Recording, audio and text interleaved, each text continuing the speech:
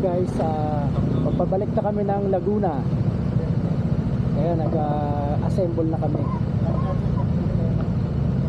Isa lang kami dadaanan na para magpa-picture. Tapos tuloy-tuloy na. Baka yung huling tingin namin merienda lang, tapos diretso na ulit.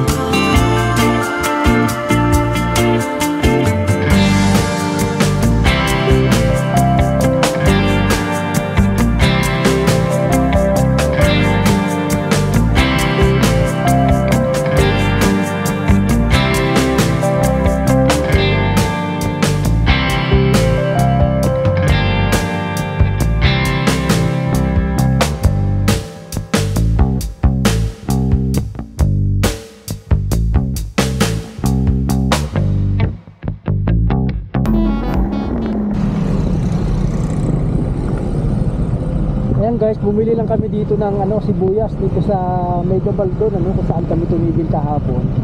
Nagpa-picture kasi may nakita kami medyo magandang deal na pwedeng bilhin na sibuyas. Tapos ito, boundary na ng Medyo Baldon, Calores, yan na yan. Kasi dito so lalabas na kami ng Medyo Baldon.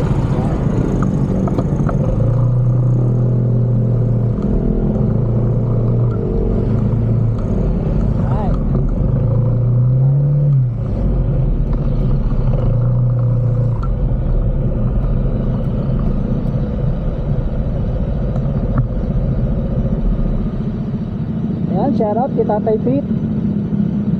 Nasa unahan ko.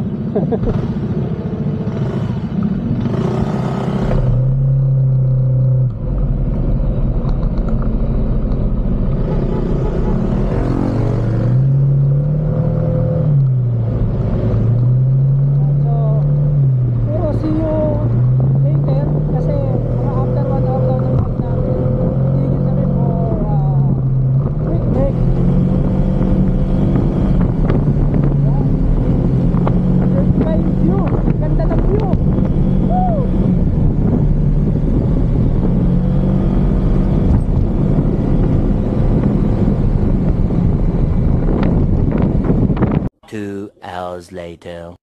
Ayun guys, tumigil muna kami dito sa parang kabanatuan na ito bande.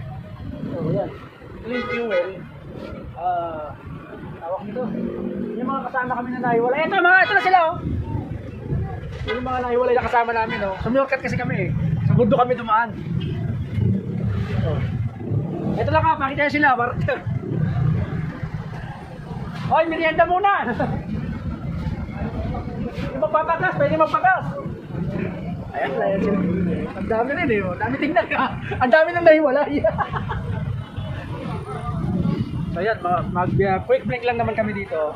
Magsisiyan, magkakape, magpapagas yung iba, tapos diretso na uli kami.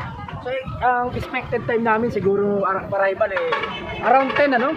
10 between 10 to 12 ang expected time of arrival namin. Mga ilan. Alam nga. Ayan guys, sinabot kami ng ulan. So, nandito kami sa boundary ng Nueva Ecija at Bulacan. Yan. Ito yung unang parte ng Nueva Ecija, Gapan.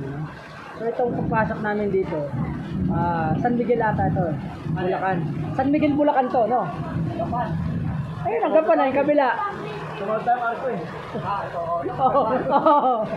Anong ba to? Bulacan ito? Bulacan na. San Miguel na to? Hindi pa. Pero Bulacan na to. Yun na nga eh. Ito na pala. So ayun kasi yung bound ayun yung lago. Kaya kita nyo ulan, ayan malakas, kumukulog-kulog pa. Yung mga kasama natin. Andito sa kabila yung iba. Ito yung iba, mga nakapila pa. Ayan, makain pa. Order.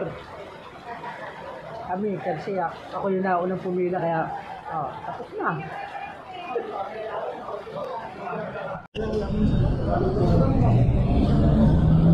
So ito guys, stopover ulit kami dito sa Michelle, no? Ito yung yan yung papasokin namin na yan. Yan na yung bypass ng Plaridel. So pahinga muna kami dito. Magmula dito siguro mga 1 oras, 2 oras siguro. Basta maganda ang bakasbuhan. Kahabol kami ng konti. Ayan.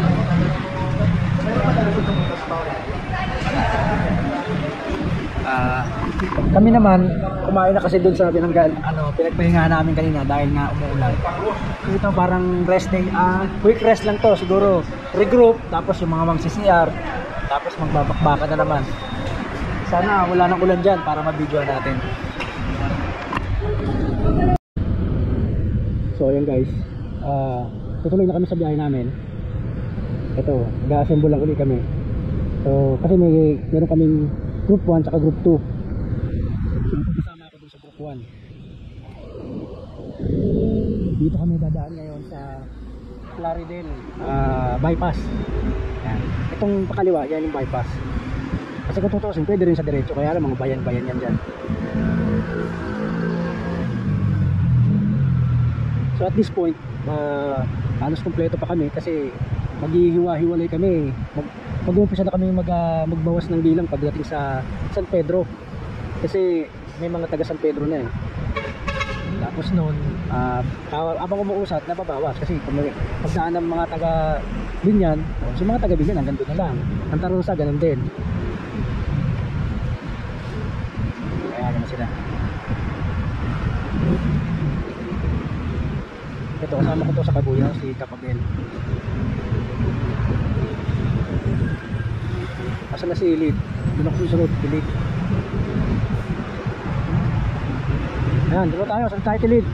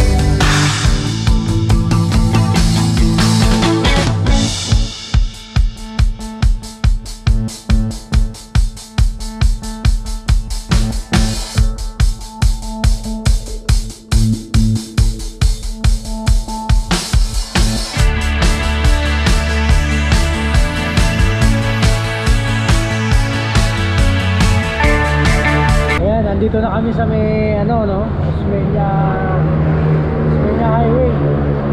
Palagpas na kami ng EDSA.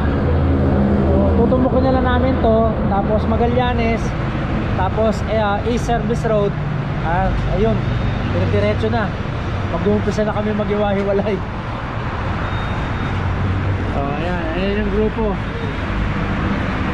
Pero meron pang naiiwan kasi alam ko marami pa kami dyan eh.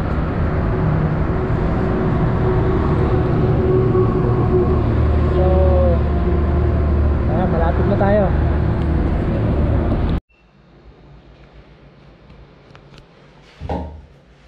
So ayun guys, karating na rin tayo sa bahay.